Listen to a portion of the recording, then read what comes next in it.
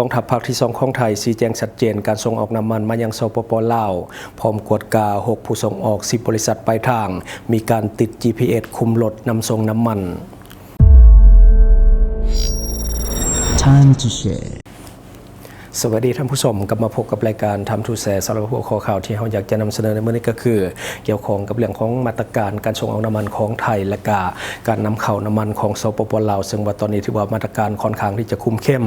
ก็คือกองทัพภาคที่2ของไทยชี้แจงชัดเจนเรื่องของการส่งออกน้ำมันมายังสปป.ลาวพร้อมกับกฎกา6บริษัทผู้ส่งออกและก็10บริษัทปลายทางพร้อมมีการติด GPS คุมรถจากสางน้ำมันต้นทางจนฮอดปลายทางโดยซึ่ง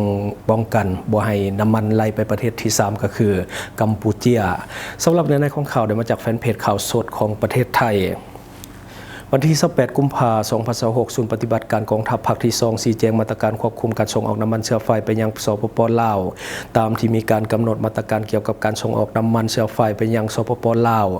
เพื่อลดพ้นผลกระทบที่อาจจะเกิดขึ้นกับประชาชนลาวและก็เพื่อให้การดำเนินการเป็นไปด้วยความเรียบร้อยโปร่งใสและก็สอดคล้องกับแนวทางด้านความมั่นคงนั้นกองทัพภาคที่2ขอเรียนชี้แจงว่าได้มีการระงับการส่งออกน้ำมันเชื้อไฟตั้งแต่วันที่14ธันวาคม2025เป็นต้นมาและปัจจุบันกองทัพบกได้อนุมัติขอบแนวทางการควบคุมการส่งออกน้ำมันเชื้อไฟให้นอนอยู่ภายใต้มาตรการควบคุมที่เหมาะสมและก็หัดกุมที่สุดในระยะที่ผ่านมาหน่วยงานได้จัดประชุมเรื่องของการชี้แจงและก็ประสานการปฏิบัติร่วมเรื่องของหน่วยงานความมั่นคงส่วนราชการในพื้นที่และก็ตัวแทนผู้ประกอบการที่เกี่ยวข้องกับการส่งออกน้ำมันเชื้อไฟผ่านด่านภาษี2เมกเพื่อกดสอบข้อมูลความถูกต้อง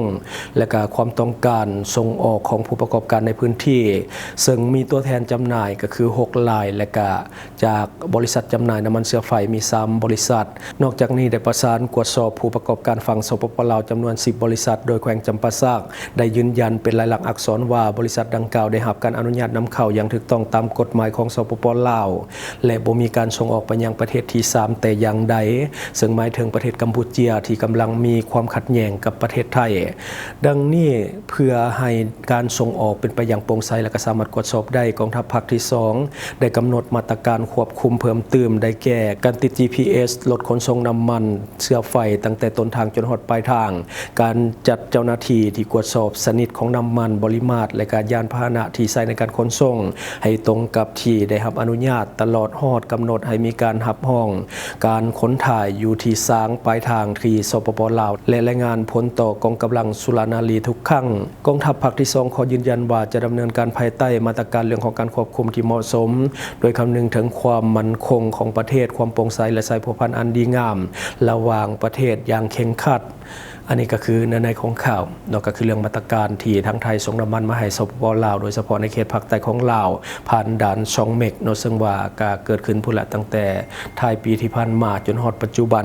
คือตอนนี้ทางการของไทยค่อนข้างผ่อนผันการส่งออกน้ำมันมายังสปป.ลาวของเฮาแล้วก็คือตั้งแต่วันที่27เป็นต้นไป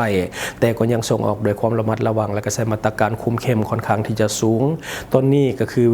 มันมีปัญหาเฉพาะทางภาคใต้ของลาวส่วนภาคอื่นๆก็บ่ได้มีปัญหาอย่างเพราะว่าภาคใต้ของลาวนี่มันอยู่ใกล้กับกัมพูชาเพราะทางการของไทยในย่านน้ำมันจากฝั่งลาวมันล่นไปที่ฝั่งกัมพูชาซึ่งว่าไทยบ่ต้องการให้เป็นแบบนั้นก็เลยว่าควบคุมเรื่องของปริมาณการส่งออกน้ำมันมาให้สปป.ลาวเอาแต่พอดีก็คือบ่ให้มันเกินถ้าว่ามันเกินก็คือมันจะล่นไปที่ฝั่งกัมพูชาฉะนั้นอันนี้เป็นสิ่งที่เขาเจ้าบ่ต้องการให้มันเป็นแบบนั้นก็เลยว่ามีการควบคุมค่อนข้างที่จะเข้ม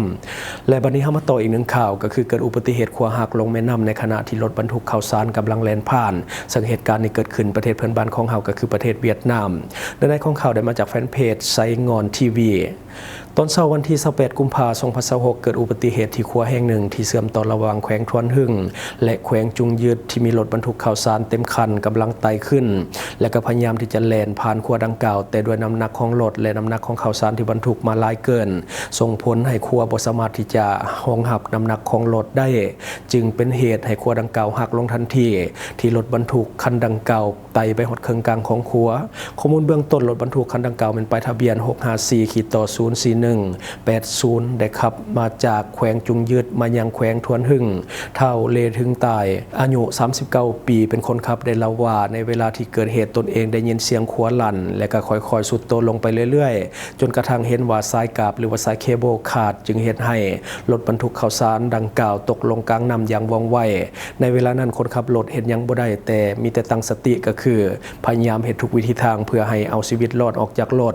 โชคยังดีที่มีแต่ส่วนท้ายของรถที่ตกและก็จมลงในน้ำส่วนหัวของรถมันยังค้างอยู่เทิงฝั่งฉะนั้นคนขับรถจึงพยายามเฝ้าออกจากรถให้ไวก่อนที่รถจะจมลงน้ำซึ่งคนขับรถบาดเจ็บเล็กน้อยจากแรงกระทบและก็สามารถออกจากรถได้ด้วยตนเองจากเหตุการณ์นี้โชคยังดีที่คนขับรถบ่ได้รับบาดเจ็บหนักหรือว่าเสียชีวิตในที่เกิดเหตุและบ่มีคนอื่นๆบาดเจ็บนำด้วยเพราะว่าบ่มีรถที่ขับสวนมาหรือว่ารถที่ตามหลังมาก็พากันชะลอถ้าให้รถบรรทุกข้าวสารข้ามไปสำเร็จก่อนแต่ว่าสุดท้ายไปบ่ฮอดฟังก็คือขัวหักซะก่อนหลังจากนั้นหน่วยกู้ชีพก็ได้เข้ามาให้การช่วยเหลือเบื้องต้นกับคนขับและก็พยายาม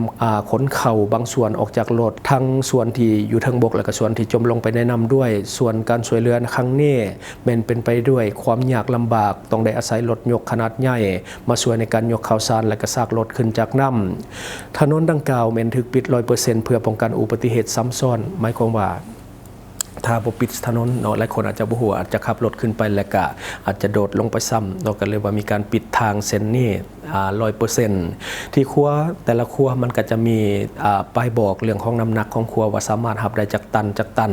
และรถบรรทุกส่วนใหญ่เนาะที่ว่ามีการบรรทุกของหนักก็จะมีการติดน้ำหนักหรือว่าสั่งน้ำหนักอยู่แล้วว่ามันมีจากตันแล้วก็ต้องได้มาคำนวณใช้กับครัวเนาะว่ามีความสามารถในการรับรถได้หรือบ่ถ้าว่าบ่ประมาทเกินไปแต่ตัวอย่างที่เกิดขึ้นนี่คือการประมาทเนาะเพราะว่ามาบ่เบิ่งป้ายเนาะก็เลยขับไปเลยแล้วก็เหตุให้ครัวมันหักลงแล้วก็เกิดความเสียหายในครั้งนี้และเขาก็เป็นข้าวสารเนาะตกลงไปนำก็เป็นข้าวมาอันนี้คือสิ่งที่เราเก็บมาเราสู่ฟังหวังว่าท่านจะได้รับสาระดีๆสำหรับท่านที่ว่าเบิ่งรายการเฮาอยู่คิดเห็นจังไดกับสิ่งที่ว่านำเสนอไปก็อย่าลืมฝากไว้ภายใต้คอมเมนต์ของเฮาและข้าพเจ้าจะเข้าไปอ่านด้วยตนเองขอขอบใจสนใจโฆษณาประชาสัมพันธ์ธุรกิจและผลิตภัณฑ์ของท่านผ่านรายการของเฮาสนใจติดต่อตามข้อมูลที่ขึ้นหน้าจอในปัจจุบันได้เลย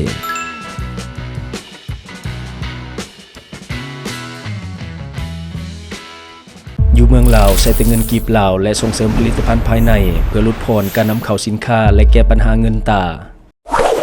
Subscribe for more video.